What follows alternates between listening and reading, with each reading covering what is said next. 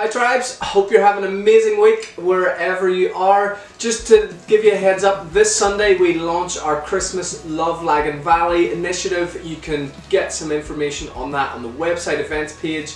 We're going to be partnering with 9 charities and agencies this Christmas to gather some hampers and some food and some bits and bobs that families right across the city and the region need. So if you want to get ahead of the game on that, go on the website and you can have a look, and we'll be talking more about that on Sunday.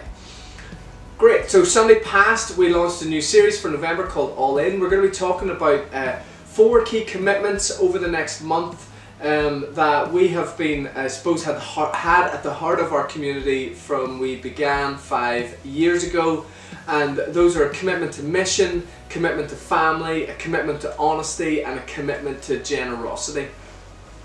And one of the things we were talking about was how culture is created by what we accept as our minimum standard, and how we have to be really careful, particularly when we get around Christianity and church, that we don't make heroes out of people who are simply living the normal Christian life. And the reality is, as we connect to Jesus and learn how to follow him, he always calls us and leads us into more than we thought possible for our lives. But it's not really possible to get there without commitment, that the Great Commission requires great commitments. And Sunday we unpacked this idea of committing to the mission of Jesus, that God is actually doing something in the world and he invites us to be a part of it.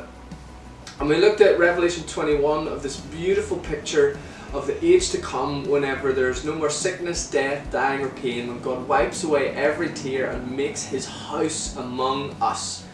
And that is really inspiring. Excuse me, I have a bit of a cold. That's really inspiring and really exciting, but what do we do in the meantime?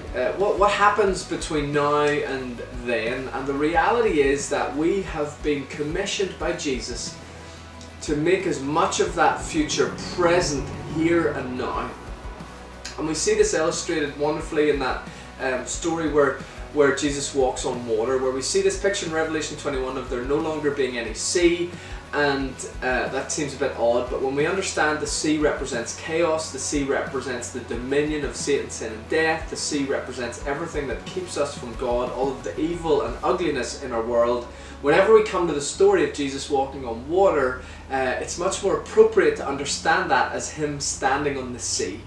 That he actually takes authority over the ugliness and the evil in our world, that he takes authority over Satan, sin and death, and literally stands on top of that. And if that wasn't cool enough, he invites Peter to come and stand on the sea with him.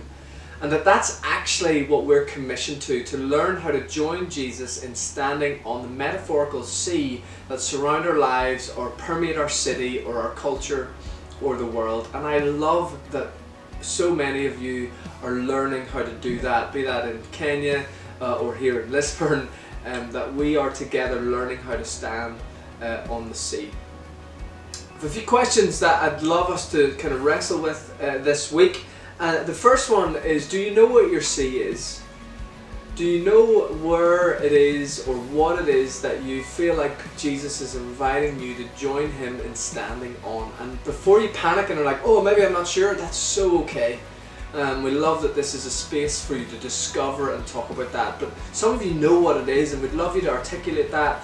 Some of you are going, I'm not sure, but maybe it's this and maybe it's that. We'd love you to spend some time just discussing what is the sea that you feel like Jesus is asking you to join him in standing on. And we'd love you to spend some time talking about that. The second thing, maybe, and it's totally linked, is what are you going to do about that? That it's one thing to have an awareness that Jesus is inviting you to stand on a sea. It's a whole other thing to get out of the boat and actually stand on it. And so we'd love you to talk a bit about what are you actually going to do to take you out of the boat onto the sea. And then the final thing, it really is about this idea of compassion, that we can understand what God is doing, we can hear his invitation to do it, we can even pluck up the courage to join him in standing on the sea and whatever those kind of things are. But the only thing really that sustains us in this journey is compassion.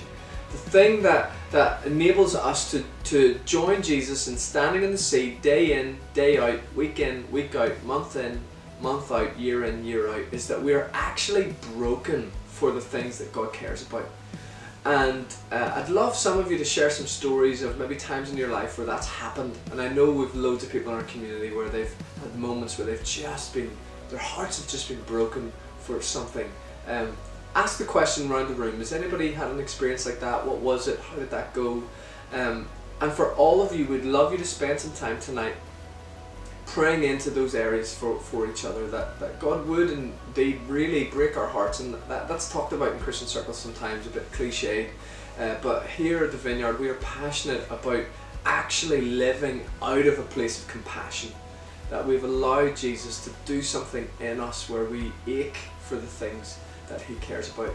And we'd love you to spend some time maybe talking about what are those things, or how do we get there, and pray for each other in that. Be blessed, have an amazing week, and I can't wait to gather with you all again on Sunday. See you soon.